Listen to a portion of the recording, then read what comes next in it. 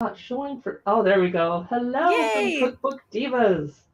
I am Katie and I'm here with Carrie. We are streaming live to Facebook and YouTube and our Instagram shopping channel. We're going to go through some of our library hauls that you'll see us doing videos exploring this week. We're just waiting for our Amazon friends to join us. I see a go live button on the phone. Yay. It should be going Oh, hopefully soon. so I wonder, we haven't tested both being logged in at the same time. I wonder if Yeah. it'll let me. I don't know. Preview. I don't I know. wonder I if might actually have to back out of mine. Yeah, Huh. Hmm. because mine is waiting for the live stream to start. Close mine. Okay. We'll Okay. find it. Oh, okay. I have a button that says go live. No, mine still says waiting for the live Okay. stream to start. This might not work if we're both here. I'm going to look through the book on pie. I'm going to look through Italian American. Going to look through, help me say this, is it Curate? curate? Oh, curate. Well, it is the word curate, but it's a Spanish cookbook, so it's like curate. But that sounds like Curate. a bad word, so I don't know. Oh, that's so I don't know how funny. to say this one. Sabor. Sabor. Oh, that's so funny. So I think because I'm logged into Amazon, I have to get out Sure. because I don't think it's going to let you go live. Oh, Let's see what happens. 3, Did that 2, help? 1, go live. Okay, so it basically wanted my butt to be out of there. Yeah. Okay. I guess we can only do Join it once. live stream. Oh, I can join it on my phone too. Yay, they thought of this. They thought about having two hosts at the same time. We already scared off our YouTube viewer. I'm also going to go through the Latin American cookbook. Cool. So I'm doing Spanish, Italian, and a pie book today. What are you going to be looking through? So I've actually got a few cocktail books. So I've got this one I'm going to talk about briefly. It's Drink Me Curious Cocktails from Wonderland. I also got, because Carrie's amazing, it's a Japanese cocktail, and this is just a beautiful cookbook. And then we also have, I'm going to talk about Pizza Czar again because it was just so good. I just did a video and I love it. And I'm not a huge pizza fan, but for some reason I fell in love with the book. And We you also made me have crave pizza. Ugh. I know it. Yeah, there's a lot of stuff in there. And then Sweetapalita. This is a cool, visually amazing cookbook. So I'm excited to show you guys. And then I also have Roberta's Still Cooking. And I learned a lot more about Roberta's itself. So I'm excited to go over this one again. So those are my books for today. I guess I should probably go first. I feel like I have a huge haul. Why don't you start off? Yeah, I'm going to see who else is streaming at this second. Yeah. We want to shout out our friends that are also streaming. Definitely. So the first book I want to just briefly mention, it's not photo heavy, and it is called Drink Me Curious Cocktails from Wonderland. And I think it's quite cool. It's got a lot of really awesome reference. If you're a Alice in Wonderland fan, it has a lot of really amazing references. So we have in the table of contents, we've got your introduction, which talks about all your spirits, your liquors, techniques, garnishes, equipment, all of that stuff. We also have cocktails, batch recipes as well, which include like syrups and liquors, infused spirits, purees, and juices, and then fat washed spirits. I've never heard of that before, but that's why we have this book to teach us. Yep. There's dehydrating fruit. So a lot of interesting recipes throughout this book. But again, it's not very photo heavy. So an example is like we have cute little illustrations. This drink is called the Golden Afternoon, and they have the quote where the cocktail would actually come from. So for instance, all in the golden afternoon, full leisurely we glide, for both our oars with little skill by little arms are plied. So it's cute because you get the cute little book references, a little blurb about where it's from and kind of how they created the drink, and then you have all of the drink instructions, ingredients, etc. But it's mostly filled with illustrations, fun references. There are a few photos, but more towards the techniques and infusions, juices, etc., that kind of thing. I'm just judging by the cover. Is it a little bit darker than most Alice books? It looks a little steampunky, or it's I don't know if I would say darker. I just love that cover. I know, gosh. it's beautiful, and it's textured too. It's not flat, which is very cool. And then I love the inside too. You have the chessboard at the front right here. Yeah, and everything is like the page. Obviously, the layout of the page is really cool too. It's got really interesting. It reminds me of the old school Alice in Wonderland books, like classically designed. So it's really cool. This would make a really cool gift for Alice in Wonderland lovers. It's not photo heavy, but it's a cool book. It's got a lot of cool stuff in it. So that's my first cookbook of today. Cool. Yeah. I wanted to point out, since I'm sitting here drinking tea copiously because it's 11 o'clock in the morning and I can still have caffeine. Ooh. I have been drinking winter white Earl Grey tea. And it comes in this cute little blue tin, but it's so wasteful to have like 25 tea bags and then throw the tin away while I recycle it. Yes. So I bought this refill kit with 50 sachets from Harney and Sons, bought it on Amazon. I just focused on it in our little Amazon carousel. Oh, very cool. Like the winter white. It's a little different. I don't know what flavors they do. It still has the bergamot, or some people would say bergamot. Oh, it smells a little stronger. And man, I gotta say, in winter or on a rainy day like today, I'm just slamming the tea. I'm not a coffee drinker, which is a shame because we live in Seattle. It's kind of wasted on me. It's not. My other tea, this is not in the carousel, but I wanted to show you the tins that these come in. This is those my are other gorgeous. favorite, black currant. Yeah. Oh. And it's this nice tin. Oh, I love it. I don't have the winter white tin in front of me right now, so that's what it looks like. Ooh, I like it. This one says juicy and aromatic with sweet black currants. Yum. Oh, jealous. But if I store these in the plastic, I should just buy this from now on and not have a bunch of tins sitting around. Yeah. Because there's nothing wrong with just keeping it in this. But it's like you hardly can win because plastic is also bad for the environment. At least the tin can be reused or recycled more easily. I know. We can't ever win. It's hard. It's for so sure I'm hard. going to start off with my first book is Sabor, Flavors from a Spanish Kitchen by Nieves Barragan Mojacho. Excuse me. I'm going to grab some glasses because I'm pretty sure I'm going to need them to do a quick overview. I'm excited. Of this Spanish cookbook. I love Spanish food, and I know it's more than just tapas. And you'll notice that I always try to carefully pronounce tapas slowly, so I'm not saying topless. But it's hard as a vegetarian to find vegetarian options at Spanish restaurants. Yes. So when I do, I get excited. This came out in 2019. I might actually focus on myself, not to be rude, but I want you to be able to see Katie. But you got to be able, there, now you can see the whole book in the frame. That's much better. Okay. Photography by Chris Terry. Penguin is the publisher. Ooh. The chapters are starters and fried bites. Yum. Eggs, salads, vegetables, fish and shellfish, meat, desserts, oils, sauces, and stocks.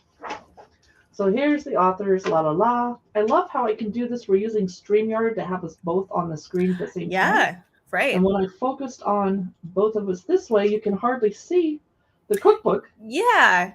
So now you can see, luckily our kitchen backdrops are very wide, or else you'd be seeing my ugly yellow office walls right now. Okay. Oh, they're in the kitchen with a relative, with Grandpa. Oh. Lots and lots of beautiful photos so far. Lots of fish. This is a fish heavy book. I don't know what's happening here. I don't want to. Moving on. Okay, they're going through all the pantry staples that you need to have on hand. Let's get to, more photos. Let's get to some recipes though. Okay, prawns cooked in salt. Simple. And I like how short the instructions are. I don't have all day to stand around cooking. I wish I did. Stuffed mussels. I never got to the fried bites. I think I skipped past it. Here's pig's cheek empanados. Something I wouldn't cook, but I'm glad that you can see it if that's something you guys would make. How about broken eggs, peppers, and potatoes? Oh, yum. That would be a great breakfast. Yes, that sounds so good. Oh my gosh. We have somebody joining us on YouTube. Nope, they took off already. Never mind. No. I'm not offended. Migas. Yum. Sometimes here in Seattle, you can see migas on the recipe or the menu at a restaurant. Yeah. This way, I can make them without the meat, which would be chorizo. I will make it with my fake meat that I buy at the store. Here's the vegetables chapter, which I'm going to dive into. Yes. Braised Hispy cabbage, which I've never heard of, with garlic cream sauce. Oh, yum. Any As someone garlic who cream doesn't sauce. like cabbage, and for those of you just joining us, we're looking through Sabor, the Spanish cookbook. Yeah. Put a bunch of garlic cream sauce on it, and I will eat about anything that's not meat. Oh, yum. Creamy mashed potatoes and chard. Oh. See, that's something you wouldn't see at a tapas restaurant. No. And now we're in the fish and shellfish chapter, although we saw a lot of fish recipes in the last one. Squid and prawn fish balls with saffron sauce. Interesting. Do you currently have saffron in the house? I was literally just thinking about that. I don't think I do. It's pretty expensive and you only get so little of it, but oh God, I would love to. I buy mine at Trader Joe's. Yeah. But I'm not sure the quality of it, so I just use it in my rice dishes. I don't use it for really super important meals just in case. Yeah. Not, no offense, Trader Joe's. Squid in its own ink. That's all I'm going to say. No comment. Just wanted to show you the photo. Boiled octopus with smoked sweet paprika and cachelos potatoes. Ooh. Okay, let's move ahead. Let's get out of seafood. Salsa verde octopus. Oh. Well, I want to show you this picture. Cockles with parsley, chili, and sherry. Oh, that sounds really good. Let's move out of seafood into... Do I see some? No, we're still in seafood because there's a lot of it. Yes. This I do not know how to pronounce, but it looks amazing. I want to check out what it is. That looks We are really looking good. through the Sabor cookbook. For those of you that just joined us, we'd love to hear from you in the comments. Where are you watching from? This is called Sanguro? T-X-A-N-G-U-R-O. Oh, it's wow. From the Basque country. It uses brown and white meat, but the brown meat from the spider crab, which is mostly in the head and legs, is sweeter. Ooh, and it's like a pastry. Wow. Okay. Yum. I'm going to get out of the seafood chapter, though. It's hard because there's a lot of seafood. Okay. The meat chapter. Whew. Marinated grilled quail with honey. Oh, wow. Yum. Pork belly and mojo verde. Oh, I'm so hungry. Pig's trotters in spicy tomato sauce, and they did that in a black and white photo. Thank God. Okay, this looks actually good to me, and I'm vegetarian. Potato and chorizo stew. Ooh, yum. Oxtail stew. Lamb cutlets with, okay, what's tumbet? Tumbet? Anybody know? I don't know, actually.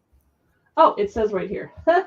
Tumbet is traditional home cooking at its best. I last ate it in Mallorca, where it comes from, and was amazed at the simplicity of the peppers, aubergines, i.e. eggplants, and potatoes served with the lamb underneath. Okay.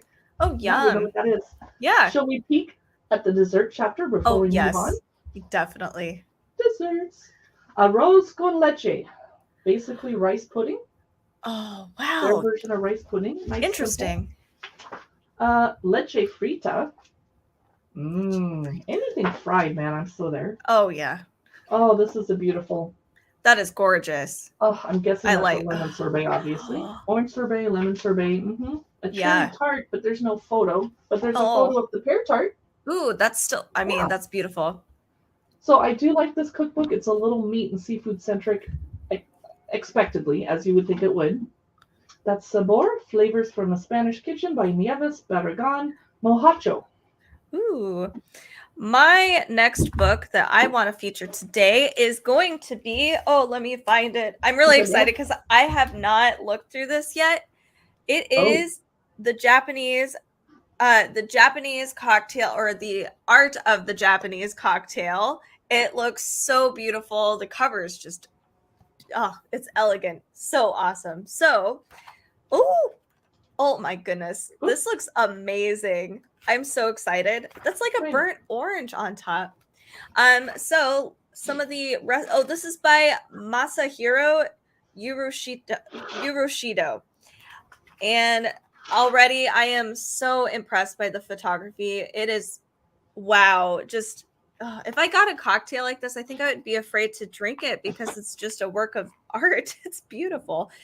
So we have in the table of contents, the introduction is really lengthy. So he talks about made in Japan, the year of the kitten, which isn't a real year, but I'm really curious about it.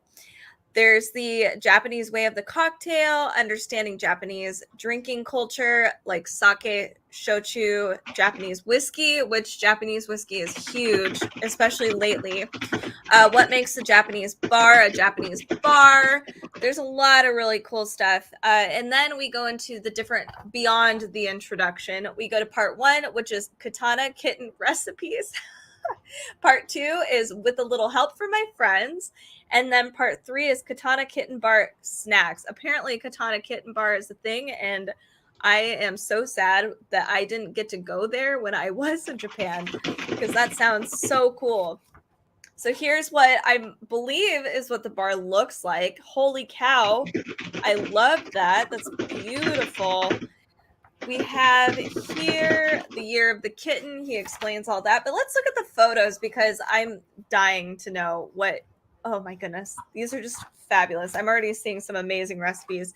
So Katana Kitten recipes. It's kind of hard to see. I'm not sure if you can see this, but on the top, it looks like he's dusting this beautiful lavender pink. I don't know what it could be, like maybe an essence on top of this beverage. It looks gorgeous. I think we get a close-up a little further in, but he has here, this almost looks, what is this? Wow, this is crazy. He makes his own simple syrup, so this is what that looks like here, I believe. And then he has here, I love the color of that. Oh my goodness, it's amazing. This is a highball, which I just learned that might have actually originated in Japan. I love how cute it is with the adorable little cherry. Can you show the cover to the people that just joined us on Amazon Live? Absolutely. Yes. So we're going through the art of the Japanese cocktail right now. This is a gorgeous book. It's art, essentially. This is like cocktail art. I would be afraid to drink any of these things because it's just so wonderful. Don't be afraid. They're probably very tasty. Oh my God. Yeah. So, and they are like, they're very elaborate. So here we go. This is an Aki Paloma, and I would drink this. Okay. But look at how many, it's hard to see, but there's all these ingredients that you have to use, and the instructions here. So there's a zest of pomelo. We've got sugar, loose jasmine leaves. Ooh, that's an interesting twist. And water. This is really, really cool. And they give you how to make your own smoked pomelo salt as well. Hey, are the jasmine leaves dried like for tea, or are they fresh? I can't really grow jasmine here in Seattle. It doesn't go well. Toasted tea leaves. So, okay. Yeah. Wow, toasted so that's yeah, it's really interesting. So this is okay. So this was actually a melon lime soda. I'm down for this. This would be great for spring and summer. Stunning. I know. That's the same citron yellow color that I decorated my vacation house in. Oh, beautiful. Yes, it's beautiful. So this is really cool. I love this story. So he has all these blurbs for each drink, and he basically tells us kind of the flavor profiles, but also where every drink is kind of inspired from. And it's really cool. I love how informative it is. And it's just a really fun cookbook to just flip through and see. Like, the photos are beautiful, the stories are intriguing, everything's so cool. So this is a shisho gin and tonic.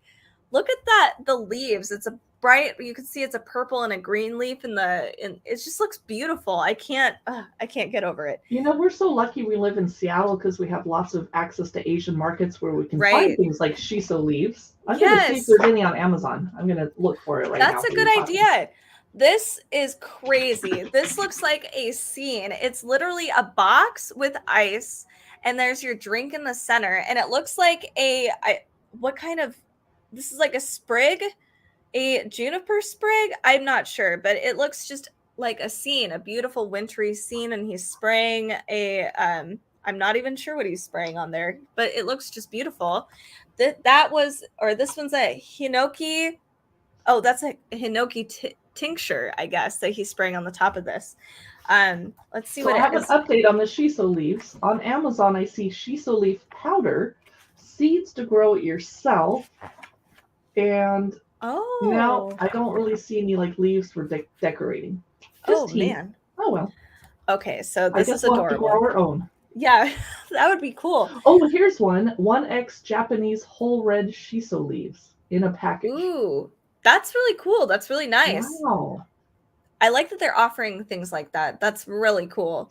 Now they're they're meant to wrap onigiri rice balls instead of seaweed. Yeah. But they come packaged in vinegar, so you wouldn't really want to use those in the top of a cocktail. That would mess up your flavor. Shoot. I mean, yeah, that's true. We just had some people join us on YouTube, and if you want to show them what book we're looking through. We are looking through today. I'm looking through first. It is the art of the Japanese cocktail, and it sincerely is pieces of art all through this cookbook. It's amazing. So this is I don't know if you guys can see this adorable cat figure on the top here, but it's like on top of a sliced burnt lime. Oh my gosh. Let me try and make you solo layout so we can see it bigger. Adorable. I can see it. Oh, wow. It's so cute. So this is a yuzu shio daiquiri. Very unique flavor profiles. I've not seen a cocktail cookbook with so many various flavors in here, and I mean, it is just beautiful pieces of art. Oh my god! Sorry. Oh. This is a Calpico swizzle.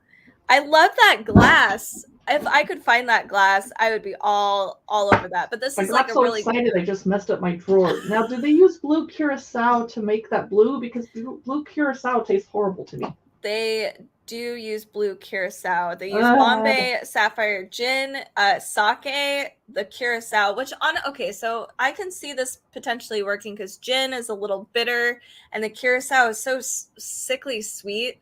Oh, it might actually balance out. And then you've got a splash of lime juice in here. So kind of, I guess, lifts it up. Oh my goodness. It even has some Blanc de Blanc sparkling wine in here. Oh, wow. That's a lot of ingredients. Yeah, there's a lot of ingredients in here. So let's see if I could. Okay, so this was the one in the very beginning that has that beautiful like lavender violet dusting on the top. It's called Cool Runnings. And it looks like here it says puffed rice coconut. I'm sorry, is it orgeat? Orgeat? I've never heard. Orgat. Orgat. Okay, maybe that's what that is. And it's all this is so amazing. Oh, it's a purple yam powder on the top. Ooh. Oh my goodness. Okay. This looks super cool. It's beautiful. I do notice that all of these recipes do take some unusual ingredients, so you'd want to be real serious about. Yes. Oh, and do they all involve sake, or is that just my misunderstanding of them? No, they do not all involve sake. I think a lot of these, and this is the first time that I've been able to review this cookbook, so I'm not sure. Yesterday. Yeah, so I'm not sure if these are cocktails and drinks that they feature at their bar in Japan. It's starting to sound like it. So this one's a ruby fruit. And it's so crazy cool. I love this. So this has no sake in it at all. Let's move on to a couple other drinks because seriously, this is like an art book. It's just amazing. This is an 8 Peaks. And again, they really like to toast the citruses. I've noticed in a lot of the recipes. I'm sure it gives it such an interesting flavor. It's so cool.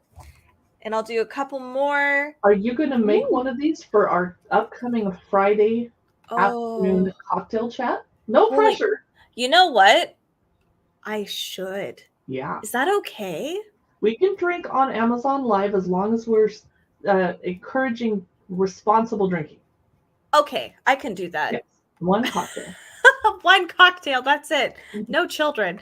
This is a Arigato Sour, and you can see this cute little flower. I think it's a pansy. Oh, the top. Is it a violet? Let me put you on solo layout. There. It's so cute. Oh, I would have thought that was a blueberry. That's adorable. Yeah, it's a little violet. Oh, that's adorable. Oh, hey, you know what's fun is they actually do say if things are available online. So it says a garnish, edible blueberry lemon sorbet violet flower available online. So violets grow in my front yard in the spring. If you want to come help me harvest them, we can sugar them and save them for cocktails throughout the rest of the year. That's brilliant. And we're not going to pick the ones from my backyard where my dogs go. That's all we're going to say about that. That's fine. My last one I'm going to talk about is the Jazz Lingo. This looks Yeah, it definitely has matcha in it. It's got egg white. It's got gin. Oh my, it's got so much stuff in here. Pistachio. This is insane, this cookbook. It's beautiful. So you guys, you guys should really check this out. This is the art of the Japanese cocktail.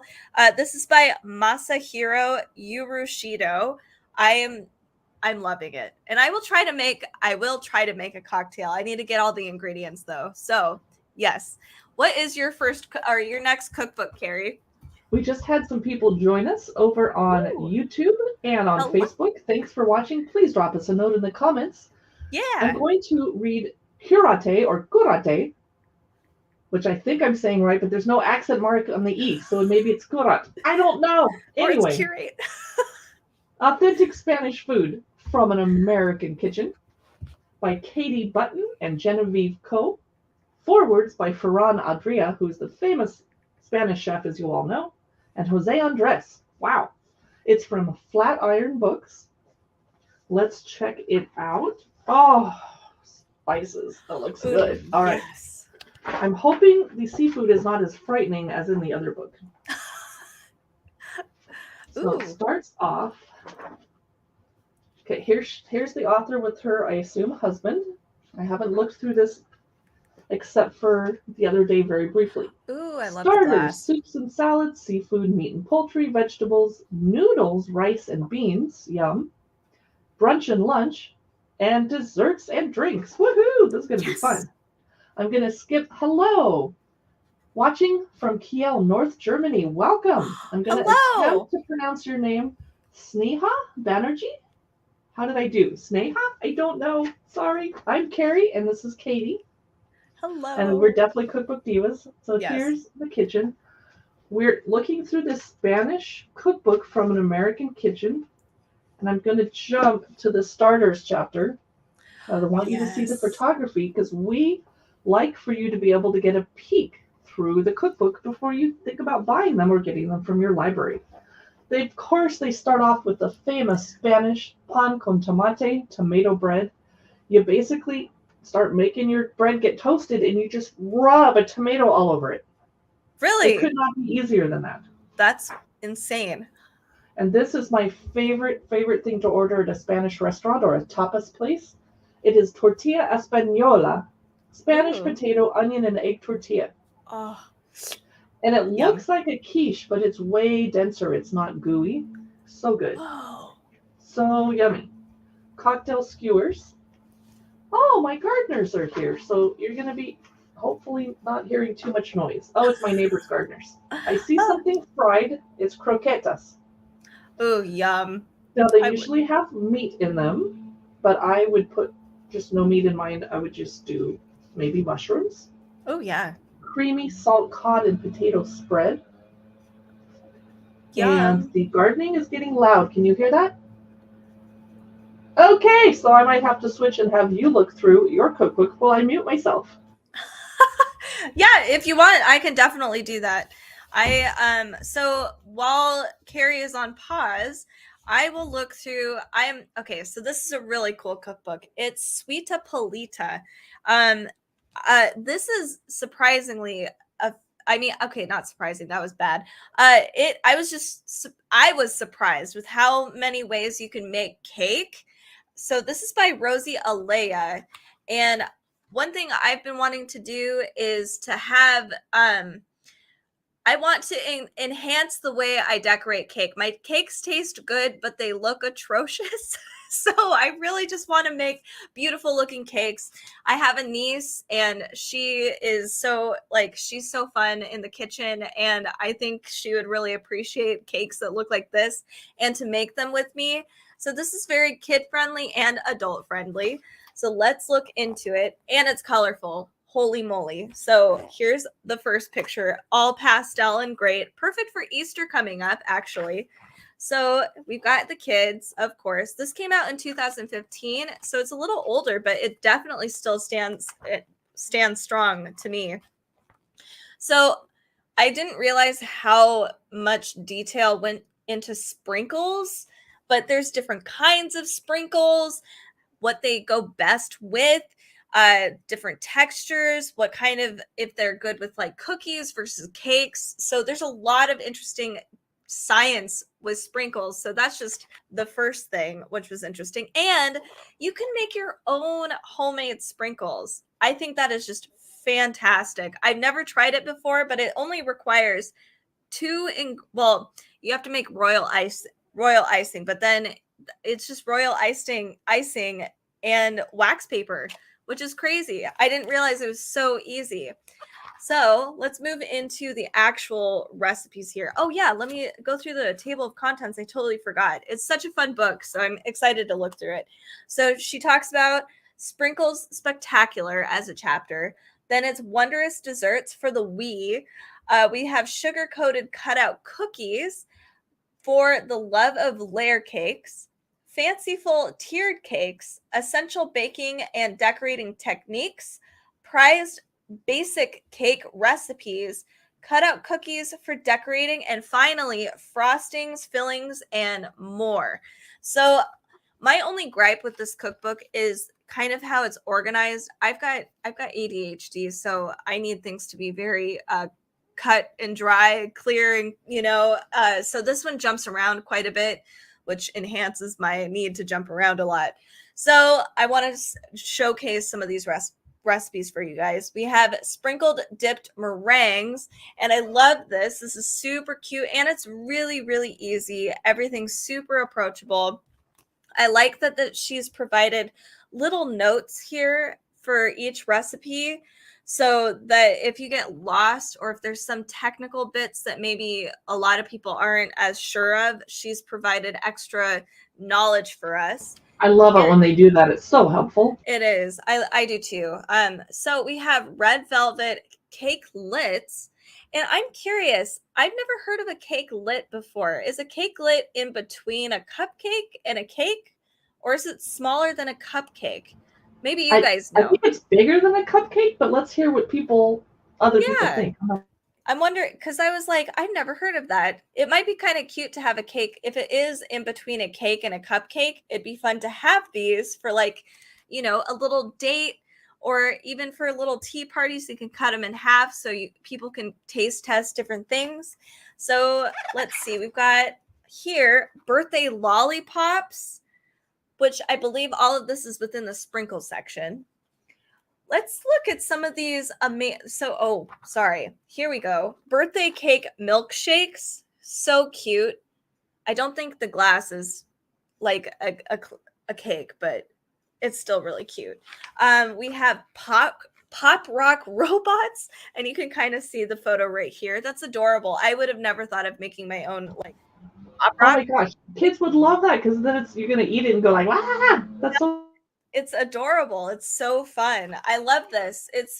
And honestly, it's really not that difficult to make a lot of these recipes, which for how elaborate, I mean, like, you're making cute little robots. I was like, how is it that it's so easy? What am I doing wrong with my cakes?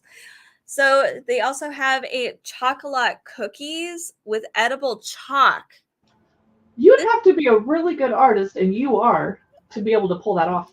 But still, this is just crazy. It's really clever. I think it's just so much fun for adults and kids, and for adults to just kind of tap into their inner child a little bit and have fun. So here we have this really adorable cake. I mean, can you believe that this is actually a cake? It does look like a little drawing or a portrait of a cake, which is funny.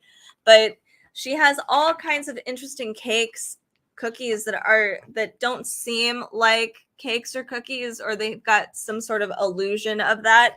So we've got jumbo frosted animal crackers. I love these. If I can make them gluten-free, I am all for it. What else? Oh my goodness. Okay, we're getting into cakes. I got so excited. We have, pink cotton candy cloud cookies. So putting actual cotton candy on a cookie and just sticking them on a stick is brilliant. Like, it's I'm guessing simple. That you have to do it when the cookies are cool, right? Because if they're hot, it would melt the cotton candy, and you'd have to eat it. Yes, and then you'd have to have the edible glue, I think, to stick it. I'm assuming. I haven't cooked anything out of here yet. I can't wait to try. here is something really cute for kids. It's really simple. It's a pastel vanilla birthday cake. But then they go into other cakes as well. There's a double chocolate birthday cake. Ooh.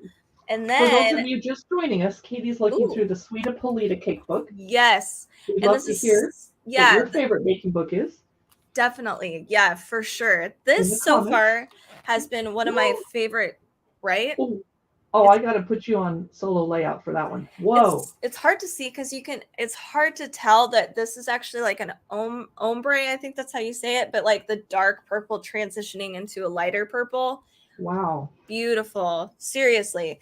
And that's one of her less elaborate cakes. I think this might be one of my favorite cake decorating cookbooks. I haven't tried the recipes inside, but the techniques and stuff, she goes through so many various techniques.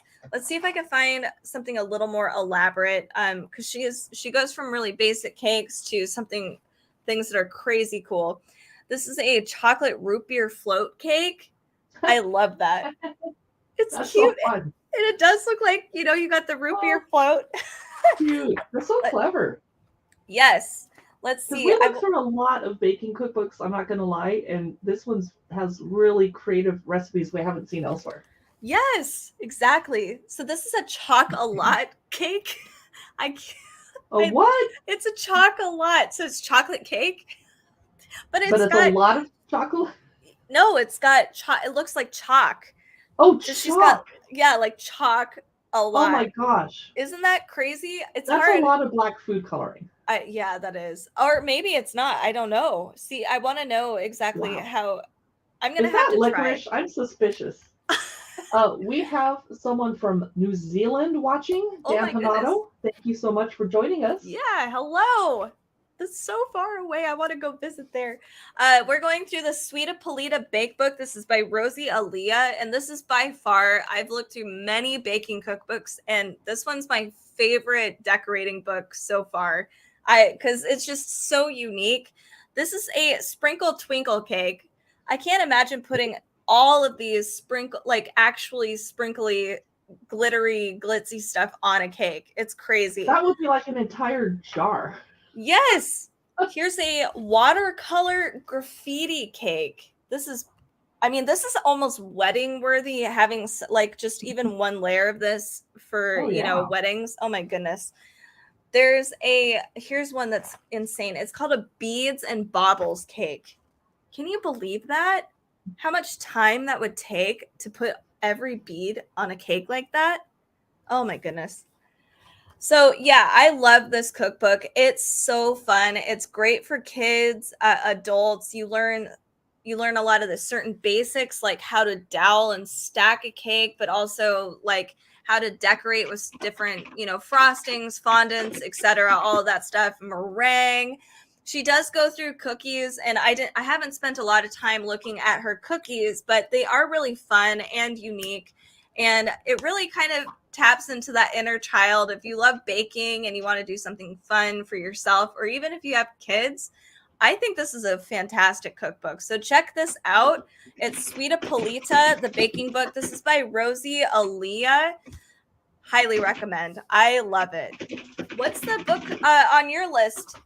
Well, I'm going to go back to this cookbook I was looking through when the neighbors' gardeners came here. Yes. But I wanted to mention, and I'm going to scroll this across the bottom, today is, here we go, it's National Mulled Wine Day.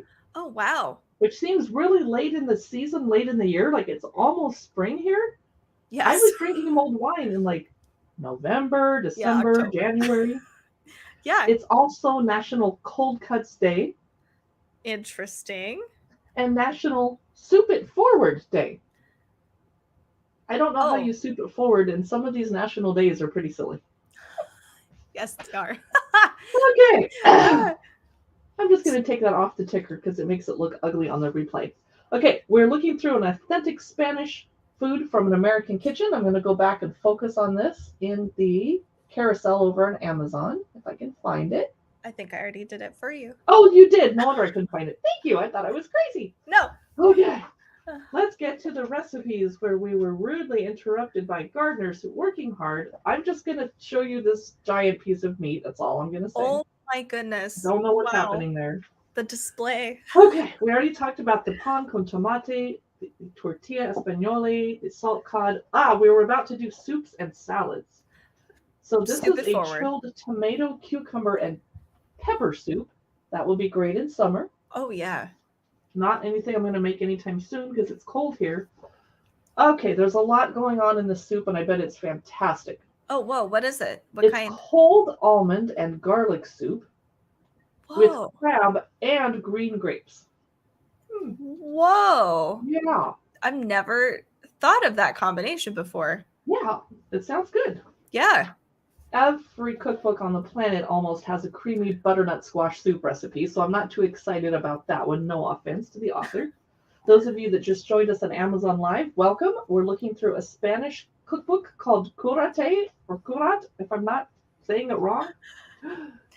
We are in the salad section now, and I find salad pictures beautiful, but the concept of salad in cookbooks kind of boring. But that's an inspiring photo. It's watermelon tomato salad with goat cheese and corn nuts. Now, I don't eat corn nuts anymore because they can break your crowns, and Katie's mom works in the dental industry and has screamed at us for years, don't chew ice, don't eat corn nuts.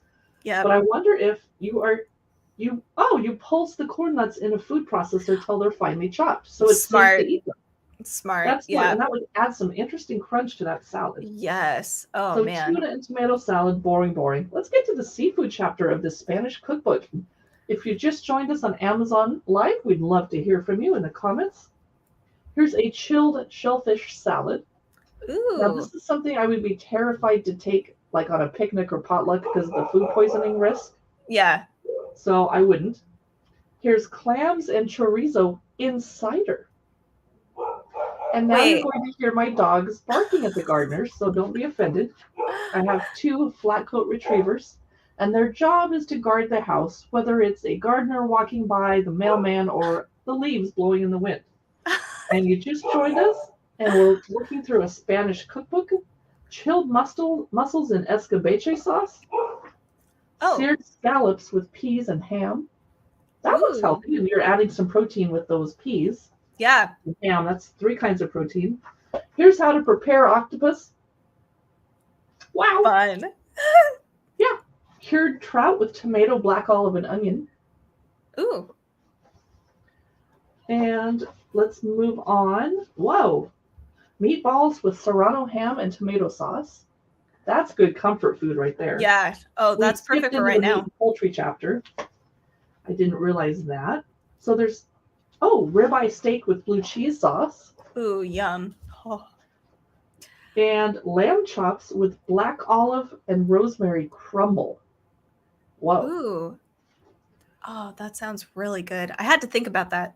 Blood sausages with rice, for those of you that eat meat. Here's something we don't often eat in Washington State, anyone that I know. Braised rabbit in salmorejo sauce.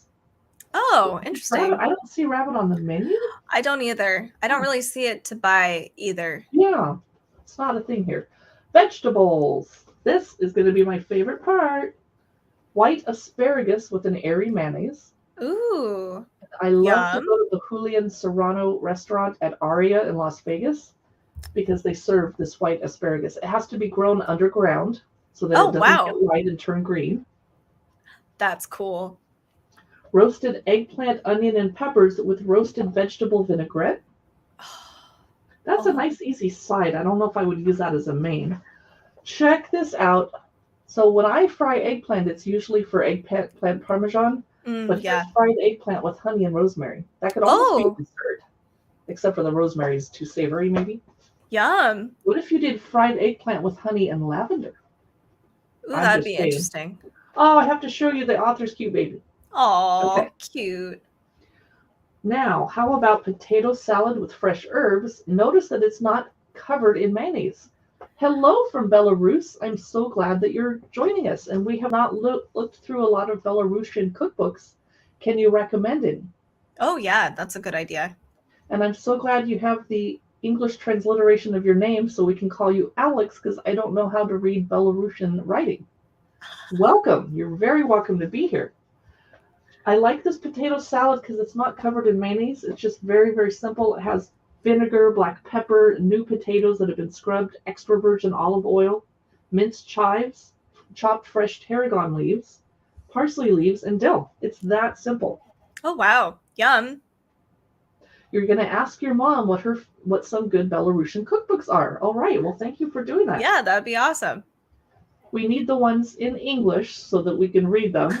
Yeah. And then we'll check them out from our local library and we'll do some look-throughs of them because that's what we do here at Cookbook Divas. We don't cook out of we're not doing reviews, we're not cooking out of them. We're previewing them so you know what it looks like on the inside because it's hard to tell from the cover.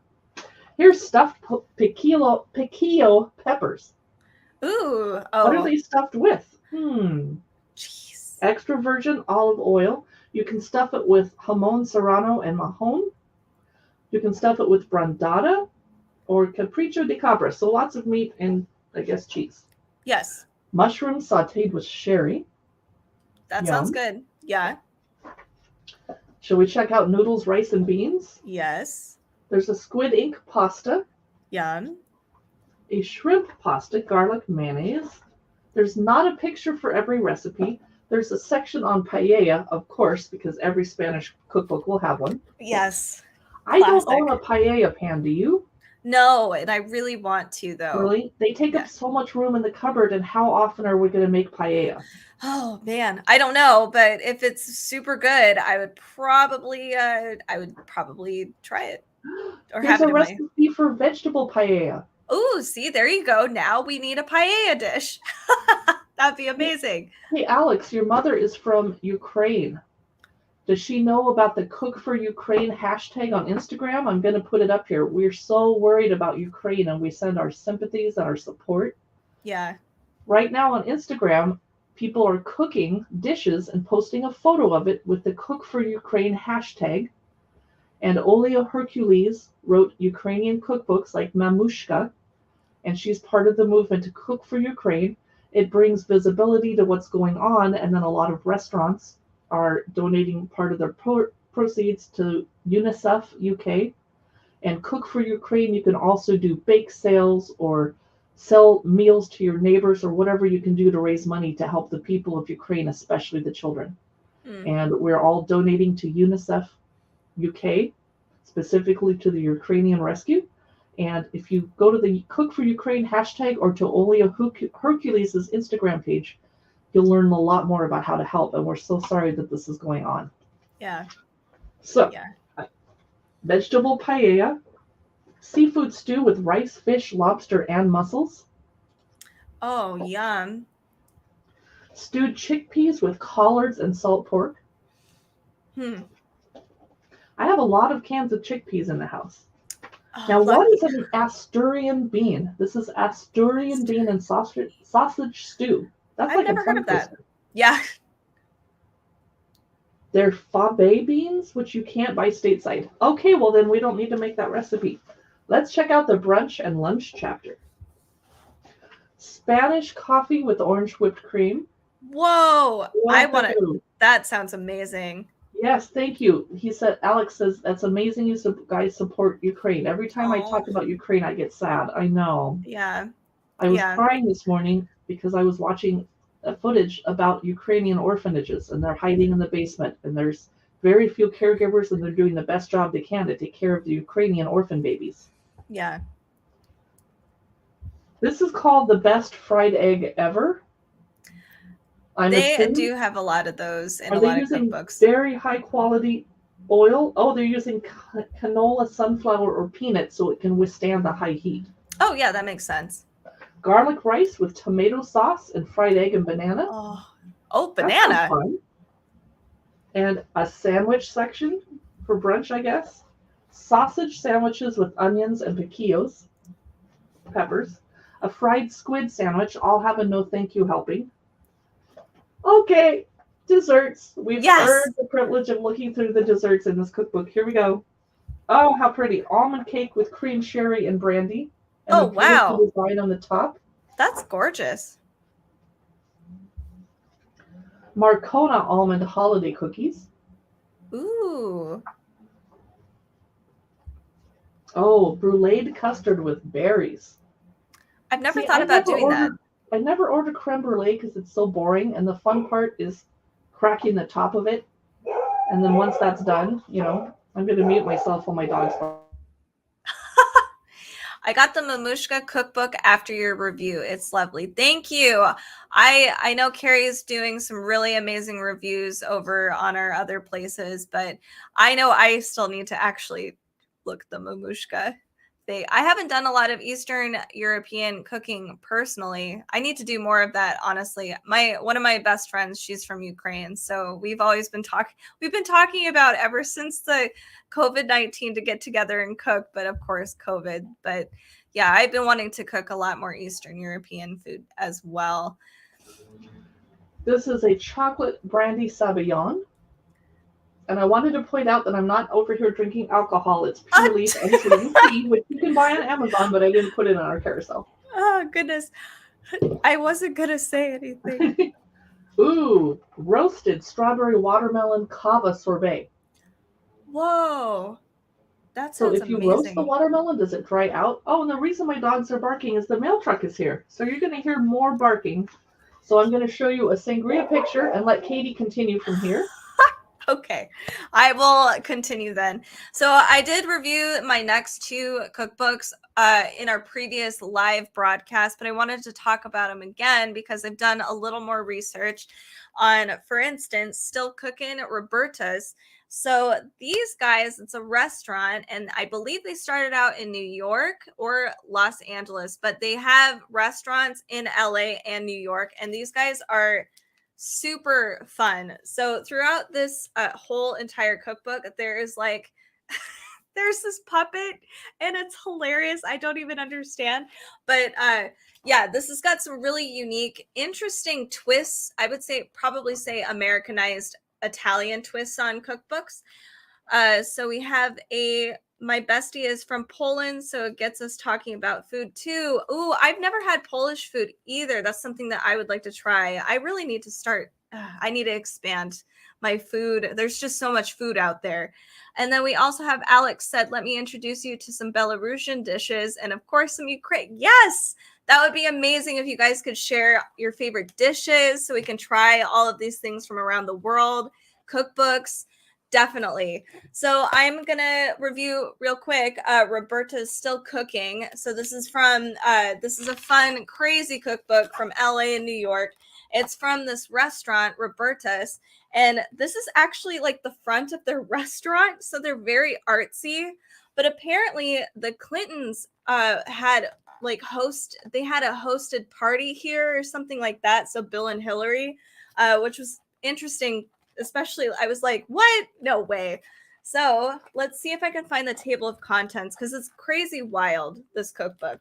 And it's really fun, very, very artsy, like street art. So if that's something that you're really into, but it's still really elegant. The recipes themselves are just so much fun and unique. And I think some of the recipes are a little, like, they require a little more, you have to be a little better about being a chef. Like I'm definitely a novice chef, but if you're somebody that's really into cooking all the time and you're really into all the techniques and tools, this cookbook's really cool. What is that scary picture? I gotta ask. It's street art.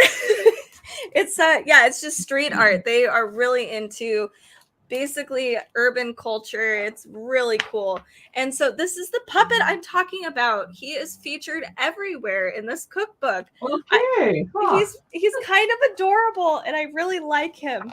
Okay. I want to shout out to Tanya who's watching us on Amazon Live. Oh my goodness. Hi, Tanya. Hey there. Maybe Tanya might actually know if you've heard of this restaurant called Roberta's.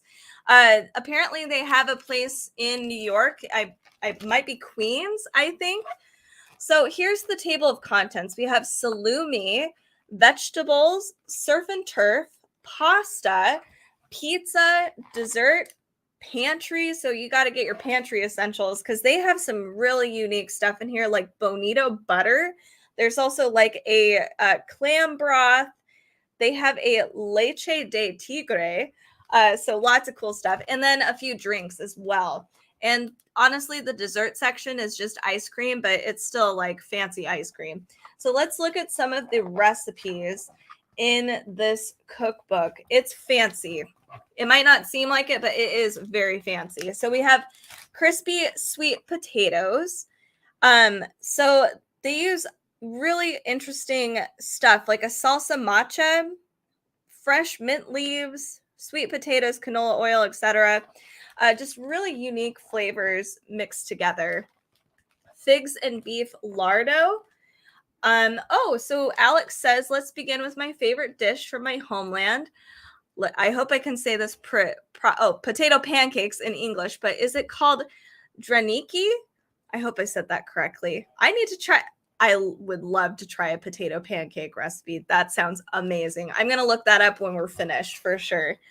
So we have a figs and beef lardo. And I know, okay, this cookbook has these really amazing fancy recipes in here, but they don't require a lot of ingredients and the instructions aren't that hefty, but some of the ingredients are a little hard to find. And then in addition to that, we have kind of recipes in recipes. So like the bonito butter, you're going to have to make yourself. So there are extra steps, but it's kind of hard to gauge when you look at this cookbook initially. We have a Kishu mandarin. So a Kishu mandarin is a variety of orange. I've never heard of it before, but it sounds really cool. Let's move on to something a little less side worthy. I know they have all kinds of cool pastas and pizzas and stuff like that. We have just a regular roast pork loin, so simple recipes like that, but they provide recipes that are a little different. So a soft scrambled eggs with nija. I've never heard of that. So I'm curious what that is. Yeah, is anybody it knows or something? I don't know how to say that. I don't either. Yeah. It says right here. It's a spicy spreadable pork sausage from Calabria, sorry. Interesting. We have here I'm not going to show that because poor Carrie, she would die. And I love you too much.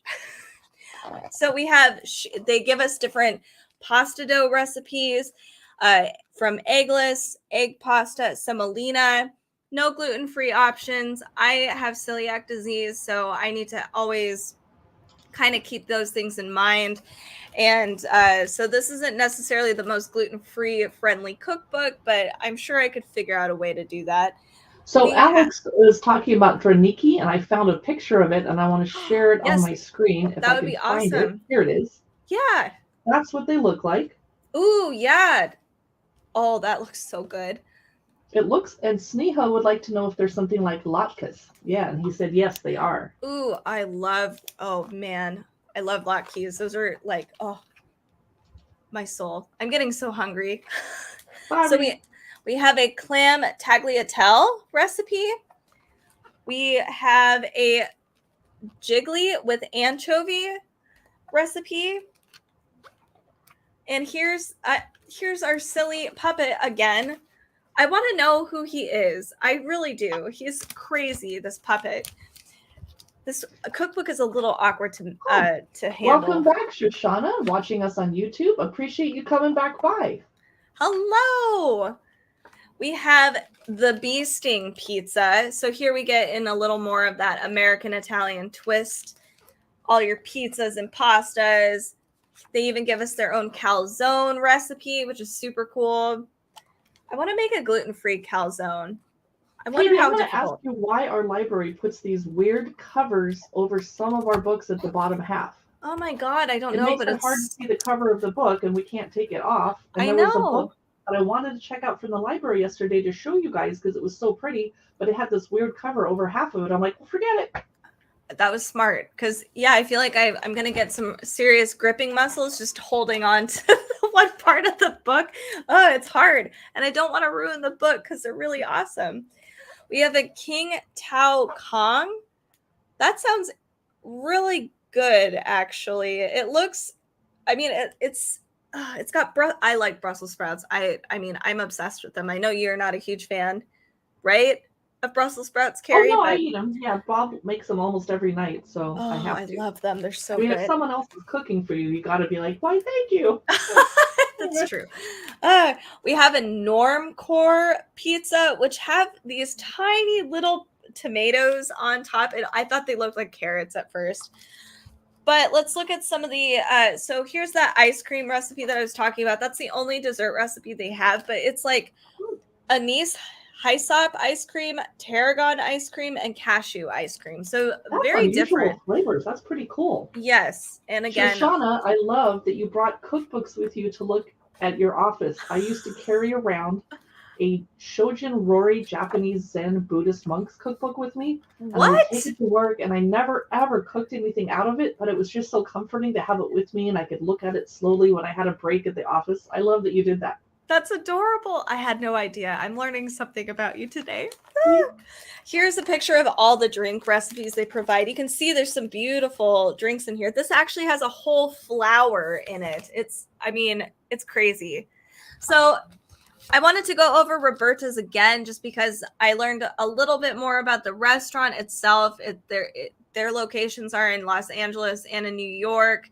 It's really funky. There's a lot of urban street art throughout inside the building in the cookbook. It's just really interesting. And their recipes are actually just more elevated than you would expect from, you get the contrast of like that urbanized look on the outside and the inside, but then the food is just this gourmet stuff. So I definitely recommend just checking this out. It's a cool flip through book if you just want to check out unique stuff. So this is Roberta's Still Cooking. Definitely look at it, especially if you're a local, like if you live in Los Angeles or New York, that'd be fun to actually see what their history is all about. What's next for you, Carrie? Well, the gardeners are still making noise, so I apologize. That's okay. Alex says there is one when they went to Miami in 2018 and tried the food there. It was so good, and they want to visit Miami again. I've never been to Miami. I don't think I've been to Miami either. Ooh. I've been to Orlando because of Disney World. And Sneha always carries around the latest cooking magazine with them too. Yes. I love it. I have a little hoard, and Katie knows this about me. I no longer buy paper magazines because I have a stash of a whole bunch of magazines. I just subscribe to everything, and magazines are kind of cheap over here, and I got a researcher discount so I could get Martha Stewart Living for $4 a year. And then I love them, and I'm not a hoarder, but there's hundreds of them. So I'm slowly reading through them and then recycling them, but I'm sad to part with them because they're beautiful. Yes, they are actually. And then I rip pages out of the magazine because I think I'm going to cook it someday, and I have this little filing folder, and I file the recipes away, but I've never taken them back out and looked at them before. So I need to either do that or stop tearing out the pages. My mother does it too. Oh, see, that's because we're related. All right. Yeah. I know. Mother and I are cousins for a reason. Yes. That's funny. I'm going to look through. You just looked through an Italian book. I'm going to look through one too. Italian American. Yum. Red Sauce Classics and New Essentials by Angie Rito and Scott Tassinelli with Jamie Feldmar.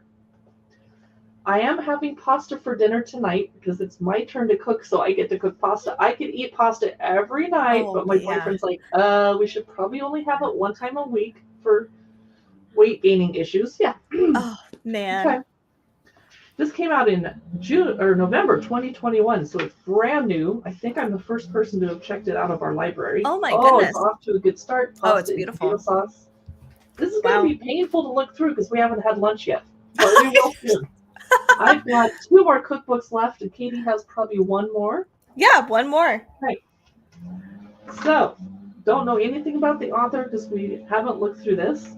Alex says there's another Belarusian dish that you tasted, which is your least favorite dish. Good to warn us. Yes. It's lakshini, or milk soup in English. Oh. Your grandma cooked it for you the first time you were little. It definitely sounds like it could be really gross. I don't know. You didn't like it, and your grandma never cooked it for you again. Would you try it again as an adult potentially? What if your grandmother wasn't that good at cooking that particular dish, and if someone else made it, you'd be like, this is great, or you're so traumatized you can't eat it again. That's true, actually. Yeah. I've had dishes So here's like their that. story of this Italian-American cookbook. They Cool. say, we both have southern Italy in our blood. Santorito, Angie's grandfather, started apprenticing at a bakery in Sicily at the tender age of 10. He came to the States in the 1950s and met Angie's grandmother. So that's where they're getting this Italian-American from. I'm going to skip to the first chapter because we don't need the techniques and all the stuff you're supposed to have in the house. Cold antipasti. Ooh, interesting. Homemade whipped ricotta with honey, which I do not have time to sit around making ricotta. Red onion and poppy jam. Sounds amazing, and I have poppy seeds in the house. Really? Oh. Garlic focaccia, but there's no picture. Chili and lime candied hazelnuts, but there's no picture, so I'm going to move on. They put the picture of the stuff later, and it's gorgeous. But I'm prejudiced. I need big pictures of food. Shrimp cocktail a la puttanesca. That sounds amazing. I'm down. And I'm not going to talk about puttanesca on Amazon Live, but if you don't know the history of the word puttanesca, look it up because there's an interesting story behind why they call that. Yeah. This is a seasoned stracchino cheese spread. I don't know what stracchino is, but that looks amazing, and now I'm hungry for cheese. Oh, yum. It uses stracchino cheese, and I wish they had a substitute in case you can't find it, but we could all Google it. It uses onion powder, garlic powder. I'd rather use fresh, but okay. Mustard powder, smoked paprika, preferably Spanish pimenton, a teaspoon of crushed Calabrian chilies and oil, which I do not have in the house, lemon juice, kosher salt, and sugar. I bet that's very flavorful. Whoa, pickled eggplant? I haven't thought about pickling eggplant before. Scapace with sumac and mint. Okay, I know what sumac is. I know what mint is. I don't know what scapace is. It probably says over here, but I don't have time to look at that. Okay, hot antipasti. Oh, perfect. Wonderful. Hot appetizers. Spicy baked clams Francesco. Ooh. Step-by-step photos. I love that in cookbooks. Thank you, Italian American. Adario-style frying peppers. Never heard of such a thing. Those of you that are watching us on Amazon Live, we'd love to hear where you are at right now and what you're going to cook for dinner tonight. Stuffed artichokes oregonata. Yum. Oh, so good. With garlic, dry white wine, kosher salt, black peppercorns, bay leaves, mint, lemons, garlic. So Alex has a weird story for us. This will be good. His older brother made a homemade pizza for the first time, and the pizza didn't have the circle shape like it normally does, and he made a square-shaped pizza. Okay. Yeah. We'll wait to hear the rest of the story. And he drank a bit before he began making it. This is going to be good, Alex. Oh, goodness. Alex is watching us be Cookbook Divas over on YouTube. Amazon would prefer that we all watch this via Amazon, so that's why I whispered that. And the algorithms are listening to us. I love these step-by-step photos. Oh, they're gorgeous. So helpful. This is mortadella spadini with pickled garlic salsa verde. Ooh.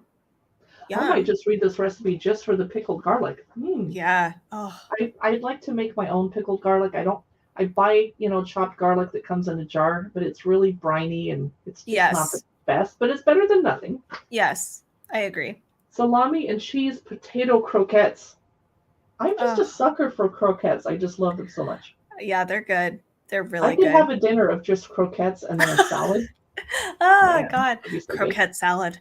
Those of you that are joining us on YouTube and Facebook, we're looking through Italian American, and then Katie's going to look through another cookbook, and I'm going to look through two more, and then we're going to leave and go have lunch. Yes. Salads chapter. I'm going to just pick one to look at because I find salads just kind of boring. Spicy crab panzanella. Okay, garlicky potato salad with avocado. Yum, yum. That sounds good. See that closer. Ooh. Okay. Moving on to the next chapter, sauces and ragouts, very important. So I love throwing a tradition called Sunday supper. And I do it in my backyard now because of the pandemic. Don't do it right now because it's raining and cold here in Seattle. But as I was throwing Sunday suppers, I usually serve Italian food, and I don't let people bring anything because this lady tried to bring chicken teriyaki. I'm sure it would be delicious. It's Italian Sunday supper. But I was just opening jars of pasta sauce. Guilty as charged. You're supposed to be simmering, making your own ragu slowly on the stove all day long, not out of a jar. So this will be my challenge to myself this spring, is to learn how to make that. And look at this beautiful photo. That looks so good. That's eggplant sugo alla norma. Ooh. The rest of Alex's story of the drunken pizza making is, later, the fire alarm started beeping. I was playing games on my PC with my friends, and he was asleep on a couch before it happened. When they began beeping, he didn't wake up for seconds. I'll wait to hear the rest of the story. Cliffhanger. This is cacciatore-style ragu with mushrooms and pancetta. And of course, I'm vegetarian, so I would use fake meat protein, although that adds a lot of sodium to the dish. Spicy fra diavola sauce. Oh, yum. Oh, Too spicy for me. I love it. Smoky chicken ragu with mezcal, chiles, and olives. Whoa. Now that would make me want to drink tequila with it, but you don't usually pair tequila with Italian food. Red wine. Okay, I'm skipping ahead because we have so many cookbooks to get through before lunchtime. Okay. Broccoli soup with broken linguine? Ooh, that's a good idea. That's a really good idea. Just break up your linguine and, oh, that's nice. Leftover spaghetti and meatball frittata. Yum. Oh. I never have leftover spaghetti and meatballs because we just eat it. Oh, yeah, I know. But, okay, I could so pretend bad. I had leftovers and make it again, I guess. Eggless pasta, orecchiette, with chickpeas, turmeric, and dandelion greens. That would be a healthy option. That would be fun, too. Because I shouldn't always be just dousing my pasta with either creamy Alfredo or massive amounts of tomato sauce. Oh, yum, though. Alfredo, so good. Let's get to another chapter. Gnocchi isn't going to photograph well, so I'm going to skip that part. Lasagnas and baked pastas. Oh, yes. Those of you that are just joining us on Amazon Live, who are looking through the Italian-American cookbook, which is here on our carousel if you are shopping today. Lasagnas and baked pastas. This is a scalloped potato lasagna bianca, which I would call a gratin if this was a French cookbook. Although I think, isn't there a dish? Nope. I'm thinking of something else. It was a Gordon Ramsay thing from MasterChef. Never mind. I lied. Well, I guess the difference between this and a gratin is there's probably some ricotta in there, I'm guessing. Yeah. Onion, garlic, whole milk, creme fraiche. I've been corrected, excuse me. And of course, Parmigiano Reggiano cheese. Right. And Yukon Gold potatoes, mozzarella cheese, and more cheese. Wow, that's a lot of cheese. Okay, that's a special occasion dish. Yummy, yes. Alex continues his story. He realized that the pizza was in the oven, and he rushed to the oven only to find a black burned pizza. Oh, goodness. After that, he said, "Our mom is going to kill me," and our mom got very upset at him. Yes. Oh, my goodness. At least you didn't burn the house down. Oh. Okay, let's not bring up a sore subject, but I have had 2 kitchen fires in the last 10 years, I admit it. And that doesn't count the time that Bob left a towel, which luckily was wet. Oh, God. He had a dish towel. He wiped the counter, and then he threw it on top of a candle that he didn't realize was a candle burning. Oh. So pretty soon, and my dogs never bark when they smell smoke. I have no idea what their problem is. They're good watchdogs with barking at the mailman, but not at an actual fire in the house. Yeah, of course. So I come running down, and luckily there's this wet towel that the corner of it is on fire, so I just threw it in the sink. And then I had to throw the towel away, and burning terry towel smells horrible. Ugh. Okay, we're still in the baked pastas. Here's a baked ziti Serrano with zucchini and provolone. Oh, yum. I don't personally care for the flavor of provolone. It's too smoky, but some people do. Yeah, I like it. Meatballs, an entire chapter on meatballs. Really? Mozzarella and chicken meatballs. That looks like soup. Yeah. To me. Sardine polpette. That's unusual. Oh, another chapter. Oh my gosh, this is going to kill us.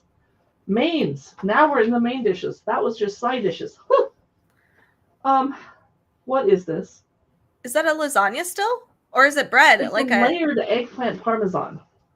Whoa, those are Wow. And here's cheese. Savoy cabbage with browned butter, tomato, and mozzarella. I love They brown spelled butter. it M-O-Z-Z, and I thought they said moss, and I was like, ew, no. Moss. Alex continues the story with, nowadays, my brother is very decent at cooking, and he began his music career recently. Ah. Oh, good. That's awesome. Whoa! Campari and orange sticky ribs. Oh, I didn't realize that was Italian. Wow. yum. Wow. Japanese sweet potatoes with creamy Italian dressing. Interesting. Oh. That does sound good. The Japanese. It's not as sweet as like our sweet potato. It's definitely a lot lighter, which is nice because it's not overpowering. But I just found the rich, decadent dish that I will be making tonight. Ooh.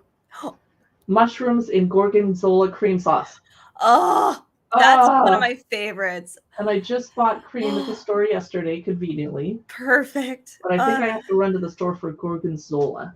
Oh, yum. I'm so jealous. We're at the end of this cookbook. Katie's probably like, shut up, it's my turn to look through the cookbook. It's fine. Dessert and after dinner drinks. Ooh. Ginger and lemon ricotta cookies. Very traditional Italian. Very cute. Ooh. And I like that they're not too sweet. Yes. Cocoa and coffee almond cookies. I love the crinkle.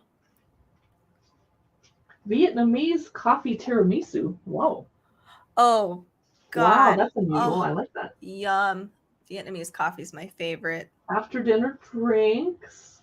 A nocino, which is, with espresso beans and lemon.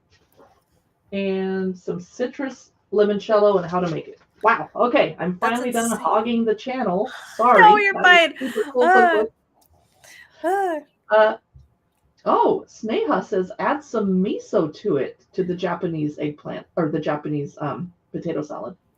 That'd be interesting. That would actually be a really cool umami. Yum. Mm-hmm. Oh, okay. So my last cookbook, I talked about this also last time, but this guy is the international pizza consultant and I still can't get over it. I need to, but I can't. This is Pizza Czar, and Anthony Falco is the international pizza consultant. So if you like pizza or want to get into pizza, this is going to be your go-to cookbook, I assure you. So let's start off. And the photos are glorious. I'm not a huge pizza fan. Like, I like pizza, but I don't crave it all the time. This cookbook has made me want pizza. So I think that's impressive. Personally. So Alex, you're going to cook tomorrow for the first time with your mom's help. If we can ask how old you are, if not, that's totally okay. We're not being nosy. But Alex, do you like pizza? Oh, yeah. That's an important question. So this pizza cookbook, it teaches you. This is great for beginners and for expert pizza makers. You can do things from make your own sauces, tomato sauces, your own mozzarella if you really want to. They have different kinds of pizza recipes. It's all divided up. We have establishing the baseline. So all of your very, very basic pizza stuff, including the crust itself. There is Neapolitanish pizza. They even have a chapter on white pies. So if you're not a tomato sauce person, I know when I was a kid, I hated tomato sauce. So the white pie pizzas were always my go-to pizzas when I was growing up. Which is funny because I remember that. That was such a pain because I would take you and your sister out to dinner. You're like, no tomatoes. I know. I was such a pain. It's true. For improving your tomatoes. Oh, yeah. Well, it's funny. Everything I like has so many tomatoes in it. I just had to I don't know. I think I just have to bury the tomato or get over the texture. Like if it's got too much texture, it's like, oh. My niece, on the other hand, is the opposite. She wants basically tomato sauce on bread and no cheese. She does not want cheese ever on her pizza, which seems weird for a kid. I've never seen that before. So there's also a chapter on pan pizzas. So instead of doing it the traditional, like way that you could actually do it in a pan. There's butter crust pan pizza. international consulting travel pizzas. So like different kinds of pizzas inspired from all across the globe, controversial pizzas. And then he's got sauces and oils and toppings. So I like that he's given you kind of, here's a little bit of things that I've learned. Here's some recipes that you can try.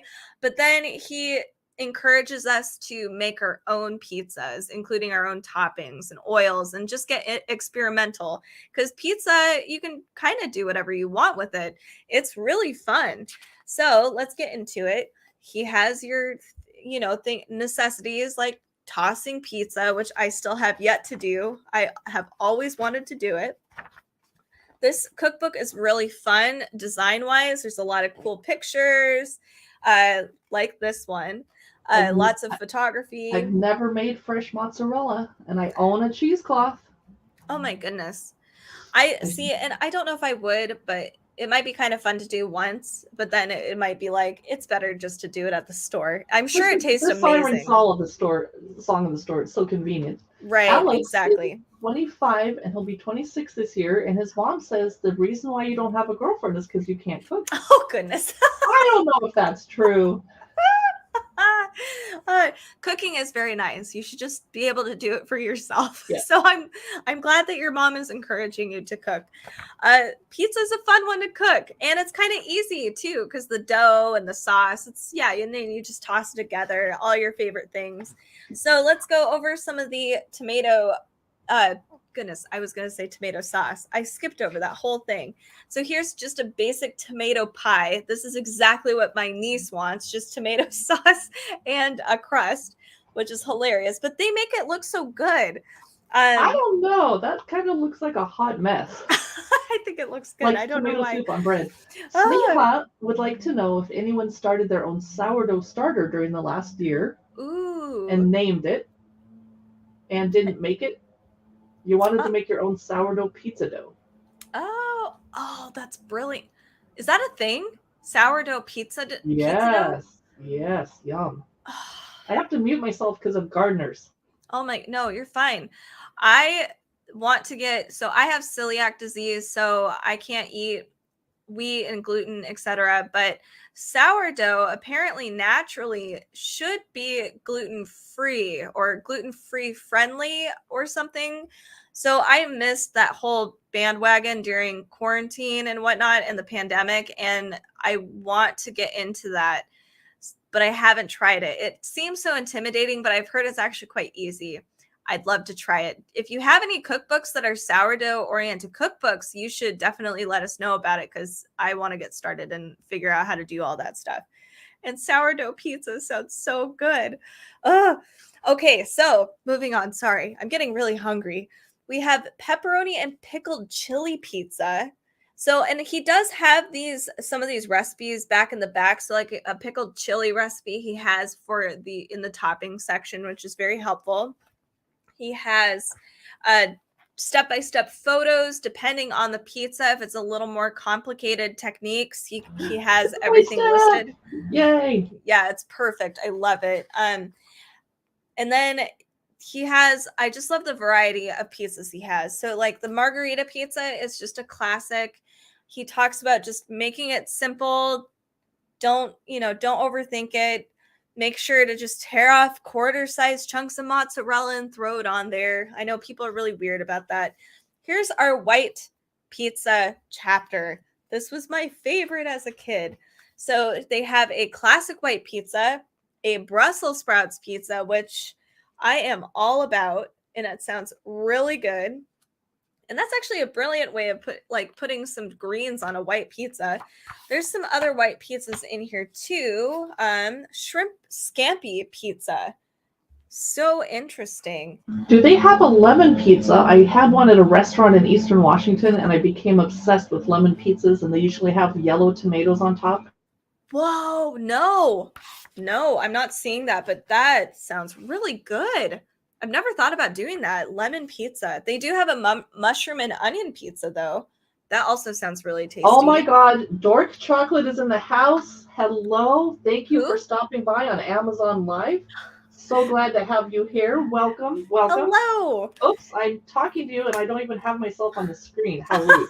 Let's do that again. Dark chocolate and you want pizza. I know, torture. I know.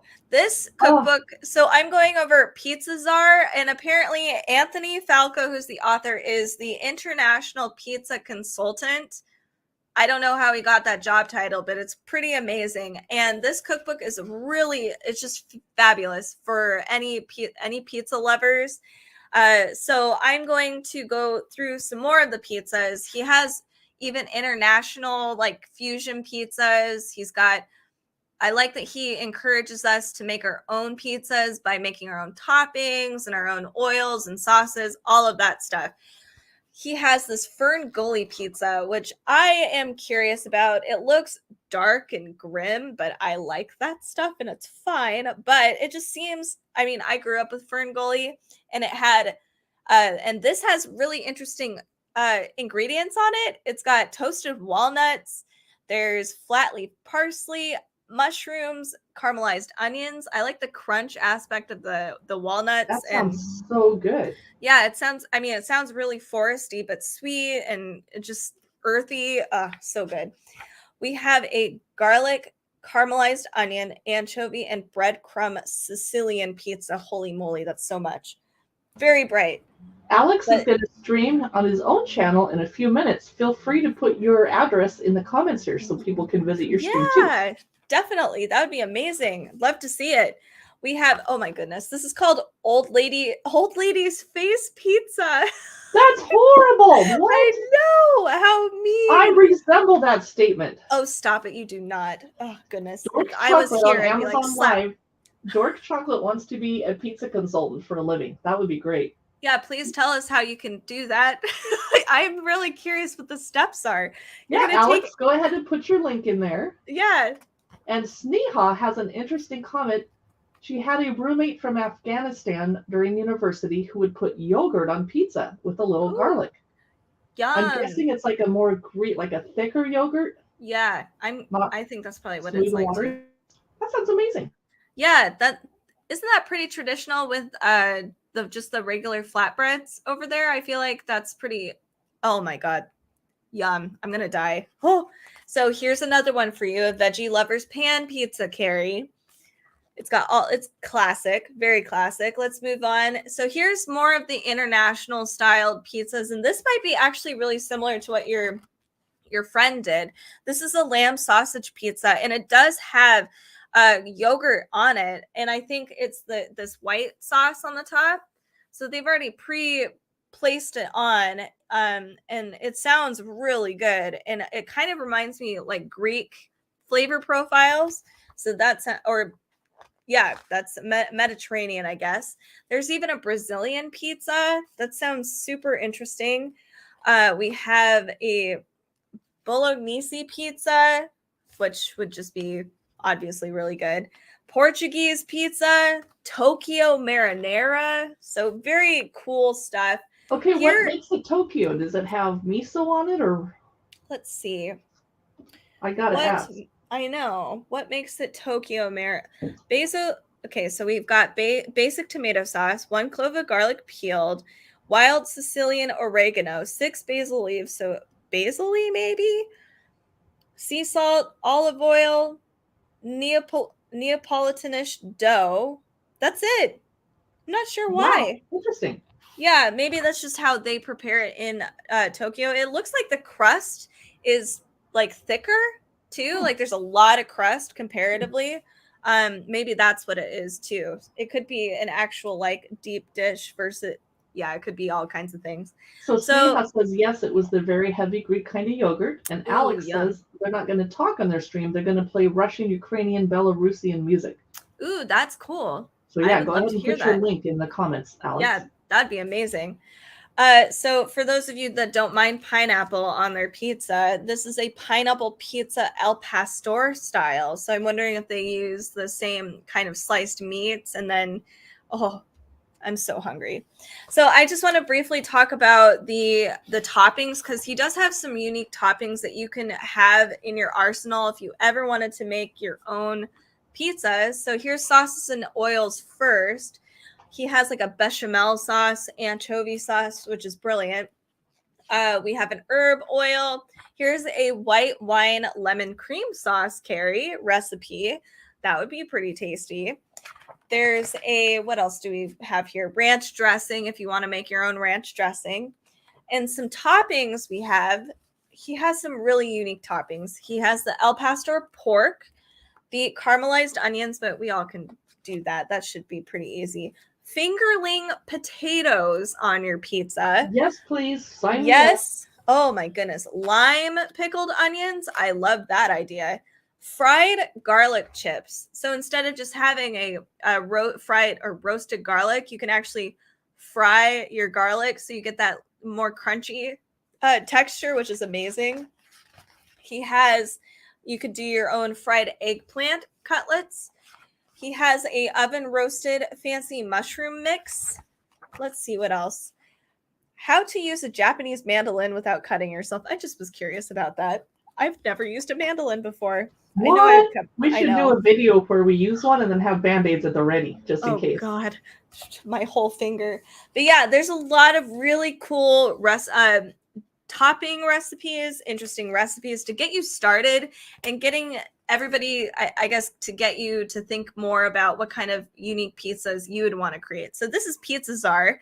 Highly recommend it. This is by Anthony Falco. Definitely check it out on Amazon. This is really cool. Is that it up for our list of cookbooks? For you, I have 2 left, but I'm afraid the gardeners are not leaving and we're hungry. So I'm not going to be able to look through the book on pie. Ooh. And I was going to look through the Latin American cookbook, but not with a bunch of gardening noises and Katie and I dying of starvation. Yeah. So thank you for stopping by our Cookbook Divas live stream. Go ahead and peek at our upcoming live streams if you're interested. We're going to do a lot of cookbook look-throughs like this one, but we also are going to do some tea times, tea parties, cocktail hour on Fridays, tea and coffee and book chat on Wednesdays sometimes, but we kind of have crazy busy lives right now. And at night, I've been doing some bedtime stories with fairy tales. And it's child-friendly. I will abstain from cussing, which I try really hard to do. And we are Cookbook Divas. Thanks so much for watching.